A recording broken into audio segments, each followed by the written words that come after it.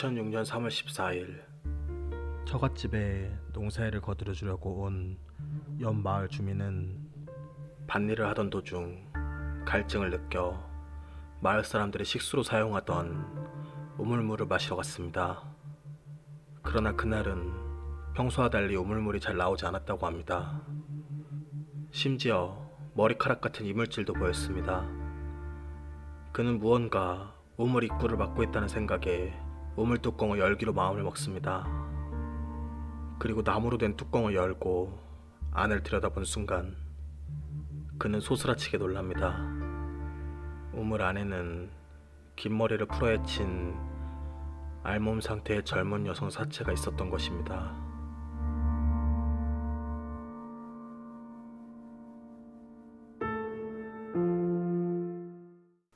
우물에서 사체가 발견됐다는 소식은 조용했던 시골 마을을 뒤흔들어 놓았습니다. 그 우물물은 마을에서 약수라 여겨져 마을 사람들의 식수로 이용했던 것은 물론 음식점에서 조리용으로도 썼던 것입니다. 사체가 있는 줄도 모르고 며칠 동안 그 물을 떠다 마신 마을 사람들은 큰 충격에 빠졌습니다. 한 시골 마을을 충격과 공포에 빠뜨린 이 여성은 어쩌다 우물 속에서 발견된 것일까요? 자살이라고 하기에는 우물의 깊이가 채 60cm가 되지 않았습니다. 이 미스터리를 풀기 위해 일단 여성의 신원부터 알아봐야겠습니다. 우물에서 사체가 발견되기 며칠 전인 2006년 3월 8일 저녁, 한 여성이 퇴근길에 자신의 차량과 함께 감쪽같이 사라졌습니다. 사라진 그녀는 강원도 동해 인근에서 학습지 교사 일을 하던 김다혜 씨. 하나밖에 없는 딸이 퇴근 시간이 지나도록 집에 들어오지 않자 그녀의 부모는 오후 9시 40분경 경찰에 실종 신고를 합니다. 평소 연락 없이 늦거나 외박하는 일이 좀처럼 없었기 때문에 더욱 걱정이 커져갔습니다. 실종 신고 다음 날 경찰도 본격적으로 수색에 돌입합니다. 그리고 시내의 종합체육관 주차장에서 그녀의 차량을 발견합니다. 차량 안에서는 실종 당일 그녀가 입었던 속옷과 옷가지들이 나왔습니다. 주목할 만한 점은 김 씨의 차량이 발견된 곳이 주차장에서 유일하게 있는 수도가 바로 옆이라는 것입니다. 차량 내부와 외부를 수건 같은 것으로 꼼꼼히 닦아낸 흔적이 남아 있었고 지문이나 족적 등 어떤 증거가 될 만한 것들은 하나도 남아있지 않았습니다. 하지만 경찰과 가족들은 아직 김 씨가 살아있을지 모른다고 판단했습니다. 차량이 발견된 이후에도 며칠간 도시 인근을 돌아다니며 휴대전화 전원이 켜졌다 꺼지기를 반복했기 때문입니다. 하지만 실종 6일 후 우물에서 발견된 사체가 김다혜 씨로 밝혀지면서 그 희망은 꺾여버렸습니다. 부검 결과 키위가 위 내용물로 발견되었고 이는 마지막으로 방문했던 가정에서 대접한 것임이 드러났습니다. 그리고 사인은 경부압박 질식사였습니다. 즉 실종 당일 마지막 가정 방문을 마친 직후 목이 졸려 사망했다는 것입니다. 알몸 상태로 발견되었기에 성폭행이 의심됐지만 DNA는 검출되지 않았습니다. 아마도 성폭행을 시도했지만 저항하자 미수에 그치고 목을 졸라 살해한 것으로 추정됩니다. 일련의 범행 과정을 살펴보면 동해시 부곡동의 한 아파트 주차장에서 차에 타려는 김씨를 제압해 성폭행하려 하였으나 실패하고 목을 졸라 살해한 뒤 그녀의 차를 몰고 북쪽으로 약 7km 떨어진 약천마을에 있는 우물로 향한 것으로 보입니다. 그리고 다시 남쪽으로 약 10km 정도 차를 몰고 종합체육관 주차장에 차를 세워두고 흔적을 지운 뒤 며칠 동안 그녀가 살아있는 척 그녀의 휴대전화를 가지고 다니며 전원을 켰다가 끄는 것을 반복한 것으로 추정됩니다. 수사는 김씨 주변 인간관계나 원한관계를 위주로 이뤄집니다. 그러나 그녀는 주변 사람들이 보기에 바보 같을 정도로 바른 생활만 하는 사람이었고 원한을 가질 만한 인물도 드러나지 않습니다. 그렇게 아무런 성과도 거두지 못한 채 사건 발생 약 3개월이 지난 2006년 6월 1일 김 씨가 납치된 곳에서 얼마 떨어지지 않은 곳에서 또 다른 납치 사건이 발생합니다. 자신의 차에 타려던 40대 A 씨는 갑작스럽게 나타난 괴한에게 폭행당한 후 납치당했습니다. 범인은 성폭행을 시도했지만 A 씨가 격렬하게 반항하자 목을 조르기 시작했습니다. 그리고 A 씨가 의식을 잃자 A 씨가 사망한 것으로 판단한 범인은 약천마을 근처 도로변에 그녀를 유기하고 부곡동 인근의 한 아파트 주차장에 그녀의 차를 버려두고 달아났습니다. 정말 다행스럽게도 기적적으로 의식을 회복한 A씨는 경찰에 신고를 했고 경찰은 범인의 흔적을 찾아 A씨의 차량을 샅샅이 뒤졌지만 어떤 흔적도 발견하지 못합니다. 그리고 약 3주 후 또다시 범행이 발생합니다. 2006년 6월 23일 저녁 당시 40대 여성이던 B씨는 차 안에서 혼자 전화통화를 하고 있었는데 범인이 갑자기 차 문을 열고 들어와 그녀를 제압하려 시도했다고 합니다. 그러나 다행히도 B씨가 지른 비명소리에 같은 아파트 발코니에서 담배를 피우고 있던 이웃 주민이 달려왔고 범인은 바로 도주했습니다. 그 이웃 주민은 곧장 범인을 추격했지만 끝내 놓쳐버리고 맙니다. 경찰은 세 사건이 동일범의 소행이라고 판단합니다. 수법이 흡사하고 차량 이동 경로도 비슷했으며 이런 비슷한 범행을 하는 범죄자가 인구 10만 명의 도시에서 동시에 2명이서 나타날 확률은 극히 적었기 때문입니다. 경찰은 B씨의 차량을 정밀 감식했고 이번에는 다행히 단서 하나를 확보합니다. 그것은 바로 머리카락 한 올이었습니다. 그것은 B씨나 B씨의 가족 및 지인의 것도 아니었습니다. 범인의 것일 가능성이 매우 높았던 것이었습니다. 경찰은 B씨가 격렬하게 저항하며 범인과 몸싸움을 벌이다가 차량 눈미러에 범인의 머리가 부딪혀 빠진 머리카락으로 추정했습니다. 하지만 지역에 거주하는 범죄자 및 체포된 강력범죄자, 피해자들의 주변 인물 등을 대상으로 DNA 대조 작업을 벌인 결과 일치하는 인물을 찾지 못했습니다. 그렇게 사건은 다시 미궁에 빠졌습니다. 일단 흩어져 있는 정보들을 세 사건의 공통점을 위주로 정리해볼 필요가 있을 것 같습니다. 첫 번째 공통점은 납치 장소입니다. 세 사건의 납치 장소는 반경 150m 안에 위치해 있으며 모두 아파트 주차장입니다. 두 번째 공통점은 피해자들의 차량이 공교롭게도 모두 빨간색이었다는 것입니다. 또한 밤 9시 전후에 늦은 저녁 시간대에 사건이 발생했고 150cm 전후에 작고 가냘픈 체구의 여성들만 범행 대상으로 삼았다는 것도 공통점입니다. 그리고 흉기를 사용하지 않고 자신의 완력으로만 피해자를 제압하려고 한 것도 동일합니다. 이런 공통점들을 통해 범인의 모습을 조금이나마 엿볼 수 있지 않을까요? 과연 범인은 어떤 인물일까요? 첫 번째로 범인은 평소 여성과의 관계에 어려움을 겪었던 인물일 것입니다. 범인의 범행을 보면 친근하게 접근한 뒤 납치를 시도하는 것이 아니라 접근하는 순간 바로 폭력을 행사하고 있습니다. 이는 범인이 호감을 주는 외모가 아닐 가능성을 시사하며 접근하면 여성이 위협을 느낄 수 있는 외모를 가지고 있을 수 있습니다. 따라서 평소 여성과의 관계에 어려움을 겪었을 가능성이 높고 이것이 이상 성욕이나 이상 심리로 발전했을 수 있습니다. 두 번째로 범인은 동해시 부곡동 인근에 살고 있을 가능성이 높습니다. 범인의 범행 동선을 보면 보통의 범인들은 사건 현장에서 멀어지려고 하는 반면 이 사건의 범인은 김 씨와 A 씨를 유기한 뒤 납치 현장인 부곡동 인근으로 돌아옵니다. 그리고 대중교통도 끊긴 늦은 밤, 범인은 걸어서 집으로 향했을 것입니다.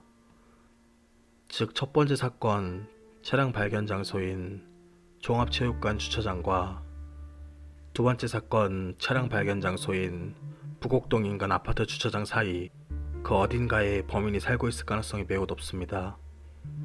또한 납치 장소들은 주변에 담벼락이 둘러싸고 있는 아파트 단지 주차장입니다.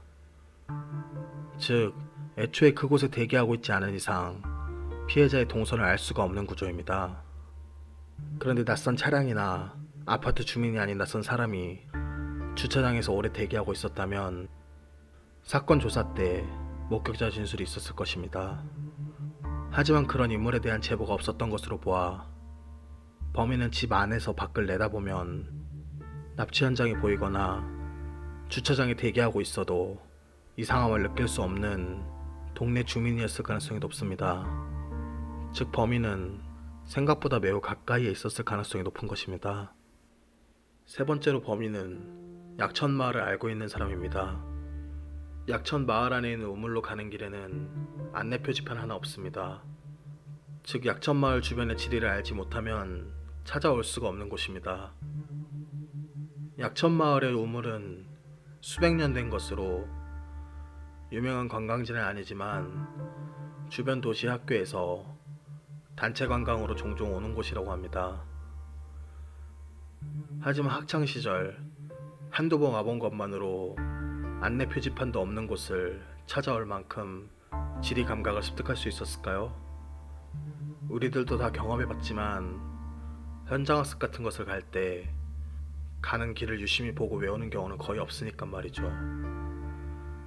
그래서 제 생각에는 범인은 학창시절 경험 때문이건 주변에서 들은 얘기이건 간에 어렴풋이 동네 인근에 우물이 있는 것을 기억하고 있다가 범행을 계획하면서 유기장소로 결정하고 미리 답사를 갖거나 지도를 외웠을 가능성이 있습니다. 추론한 내용들을 종합해보면 평소 여성과의 관계에 어려움을 겪던 범인은 이상 성욕이나 이상 심리가 발동합니다. 그러다 범인은 부곡동 인근에 살면서 자신의 집에서나 아니면 동네를 다니면서 빨간색 차량을 타고 다니는 여성을 주시하면서 동선을 살피다가 범행을 시도한 것으로 보입니다. 그리고 미리 사체 유기 장소도 염두에 두었을 것이고 이후 차량에 남아있을 흔적을 지우기 위해 자신의 집 근처에서 밤에 물을 사용해도 들키지 않을 장소로 향했을 것입니다. 역시 미리 알고 있거나 답사해둔 장소일 것입니다. 그렇게 밤에는 사람이 없는 종합체육관 주차장 수도가에서 흔적을 지우고 집에 걸어 들어가 완전 범죄를 꿈꿨을 것입니다. 그리고 3개월가량 용의선상에도 오르지 않고 자신이 잡히지 않을 확신이 생기자 다음 범행을 이어갑니다. 그러나 여기서 남는 의문점이 하나 있습니다. 보통 이러한 이상심리는 쉽게 고쳐지거나 제어될 수 없을 만큼 강한 경우가 많습니다. 따라서 스스로 범행을 중단하는 것이 거의 불가능합니다. 또한 2차, 3차 사건은 떠들썩하게 뉴스가 난 것도 아니어서 범행이 발생한 것도 모르는 사람이 많았는데 대체 왜 범행이 끊겼을까요? 범인의 신상에 무언가 변화가 생겼을 것이라는 게 다수 전문가들의 의견입니다. 군대를 갔거나 결혼을 했거나 아니면 이사를 갔을 수도 있습니다. 따라서 전문가들은 당시 2006년 6월 이후 신상에 변화가 생긴 사람들을 위주로 다시 살펴봐야 한다고 말합니다. 최초 경찰이 수사단추를 잘못 끼운 것이 결국 범인을 놓친 한 이유가 되었다는 주장도 있습니다. 김다희 씨 사건 발생 당시 너무 주변 인물들만 대상으로 삼고 수사하다 보니 현장 가까이에 살고 있던 범인을 놓쳤을 수 있습니다. 또한 이 사건들은 CCTV가 발달해 있는 요즘 시대에 발생했다면 금방 잡혔을 것이라는 게 다수 전문가들의 의견입니다. 범인은 이 3건의 범행 이후 범행을 저지르고 있지 않습니다. 아니, 어디선가 추가 범행을 저지르고 있지만 잡히고 있지 않은 것일 수도 있습니다. 어딘가에서 범행을 저질렀다 검거됐다면 DNA 대조 작업에서 그 얼굴을 드러냈을 테니까요. 범인은 대체 어디서 그 얼굴을 숨기고 있을까요? 범인은 아직 우리 곁에 있을지 모릅니다. 이 사건에 대해 혹은 범인에 대해 무언가 아는 것이 있으신 분은 강원지방경찰청 미제사건 전담팀으로 꼭 제보해 주시길 바랍니다. 이상 미제사건 파일 참맛이었습니다.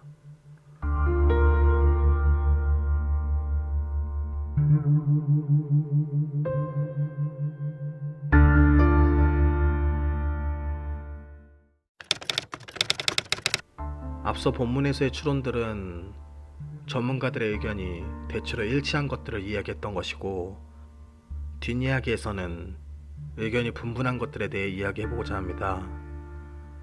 첫 번째로는 범인은 왜 빨간색 차량을 노렸을까입니다. 한 전문가는 첫 번째 범행이 잡히지 않고 성공한 이후 생긴 일종의 징크스가 아닐까 추론합니다. 야구 선수들이 홈런 친 날 속옷을 갈아입지 않고 다음날 또 입는다던가, 무언가 연속 기록이 끊길 때까지 면도를 하지 않는다던가 하는 류의 징크스가 비슷한 예시일 것입니다. 또 다른 의견으로는 범인이 빨간색에 대해 무언가 트라우마가 있었을 수 있다는 것입니다. 과거 빨간색 차량이나 소지품을 소유한 여성에게 차였거나 무언가 다른 빨간색과 관련된 정신적인 충격을 받고 그것이 이상심리로 발현되었다는 주장입니다. 그 외에도 빨간색 차량은 남성보다는 여성이 주로 타는 차량이라서 쉽게 여성을 찾고 목표로 삼을 수 있었다는 주장도 있습니다. 정확한 이유는 모르겠지만 단순히 우연은 아닐 것이고 무언가 범인만 알고 있는 의미가 있을 것입니다. 치밀하게 범행을 계획한 범인이 왜 우물에 사체를 유기했을까요? 사실 사체 유기 장소에 대해서 많은 의문들이 있었습니다. 우물가는 사방이 탁 트여 있고 주변에 인가도 가까이 있으며 늘 사람의 발길이 끊이지 않는 곳이었습니다. 범인이 완전 범죄를 꿈꿨다면 산에 묻거나 바다에 던져버리는 것이 보다 더 합리적인 선택일 수 있습니다. 실제로 우물이 있는 곳에서 차로 10분 거리에 산과 바다가 모두 있습니다. 이에 대해 범인이 사람들의 허점을 노리고 우물이 보다 더 완벽한 장소라고 판단했을 수 있다는 주장이 있습니다. 주변에 인가들이 있지만 주민들은 농사일 때문에 밤 9시면 전부 잠에 들었고, 실제로 범행도 9시 전후로 이뤄져 늦은 밤에 유기를 해 목격자가 한 명도 없었습니다. 한편 마을의 우물이 수백 년 동안 신비한 약수로 알려져 있었던 곳인 만큼 무언가 미신적이고 주술적인 의미가 있는 것이 아닐까 하는 의견도 있습니다. 여성을 일종의 제물로서 바치는 의미의 무언가를 행했을 수 있다는 것입니다. 아니면 우물 속에서 오랜 시간 동안 썩지 않게 보관하면서 자신만 볼 수 있는 장식의 의미였을 수도 있습니다. 또는 인근 마을에 신성하다고 하는 우물이 있는데 거기에 사체가 있으면 어떨까 하는 단순한 흥미나 재미 때문일 수도 있습니다. 대체 범인은 왜 우물에 사체를 유기했을까요? 성범죄 목적이든 납치의 목적이든 흉기를 사용했으면 보다 더 목적을 이루기 쉬웠을 텐데 범인은 왜 흉기를 사용하지 않았을까요? 이에 대해서도 의견이 갈리는데, 범인이 증거를 남기지 않기 위해서라는 의견도 있는 반면 범인이 자신의 완력을 자신하고 있어서라는 의견도 있습니다. 이 때문에 육체적인 힘이나 몸을 사용하는 직업을 가진 사람이 범인일 수 있다는 주장이 나오기도 했습니다. 그러나 150cm 전후에 작고 가냘픈 여성을 대상으로 범행을 했다는 점을 볼 때 완력에 자신 있거나 몸이 좋은 사람보다는 왜소한 사람이 범인일 가능성도 있습니다.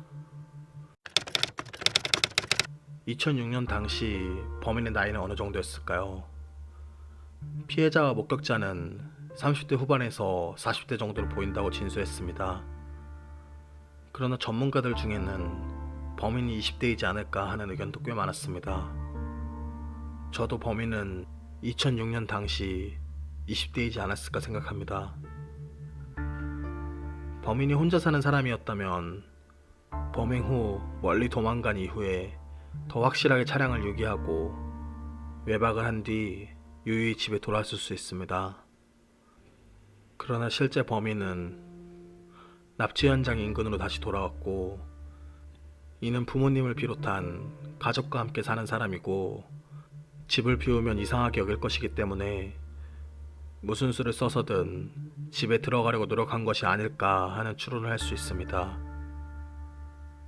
또한 미리 범행 대상을 특정하고 동선을 파악하려면 상당 시간이 필요했을 것이고, 범행 대상을 미리 특정한 것이 아니라 범행 당일 특정했다고 하더라도 피해자가 혼자 있는 때를 노리려면 꽤 오랜 시간 대기하며 지켜봐야 하는 것을 생각해 봤을 때 범인이 직업이 있는 사람보다는 직업이 없는 사람, 즉 20대의 학생이나 백수일 수 있다고 판단했습니다. 또한 세 사건 모두 평일에 발생했고 전부 다른 요일이었다는 점 역시 이러한 추론의 근거가 될 수 있습니다. 그리고 피해자와 목격자들이 본 나이와 차이 나는 것은 앞서 본문에서 호감 가는 외모가 아니고 위협감을 느끼는 외모라고 추론했던 것처럼 나이 들어 보이는 외모 때문이지 않을까 생각했습니다. 이상 뒷이야기였습니다.